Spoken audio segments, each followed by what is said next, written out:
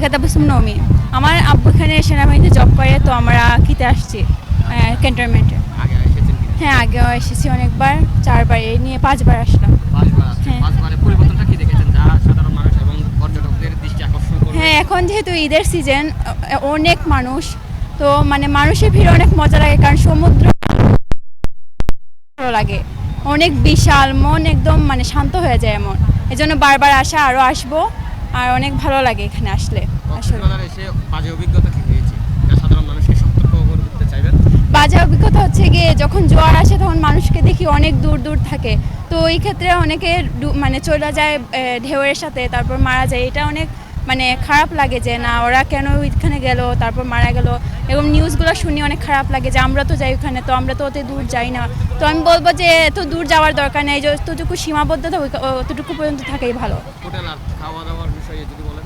Hotel এখানে খাওয়া দাওয়ার প্রাইস মানে নর্মালের তুলনায় অনেক বেশি, মানে যতটুকু হওয়া প্রয়োজন তার থেকে মানে অনেক বেশি, তো এগুলো একটু মানে কম হলে হয়তো বা ভালো হয়।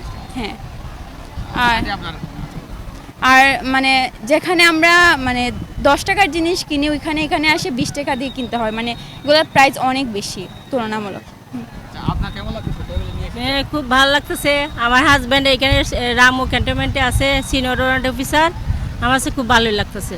একসাথে সব ফ্যামিলি নিয়ে আসছি, ঈদ করছি, খুব ভালো লাগছে। যেহেতু আপনার স্বামী প্রশাসনের দিক আছে, আপনার স্বামীর উদ্দেশ্যে কোনো বার্তা আছে কিনা, যেটা এই আপনার কক্সবাজারে মানে আপনার স্বামীর মাধ্যমে এই প্রশাসনের দৃষ্টি আকর্ষণ করতে পারবে এরকম আর কি?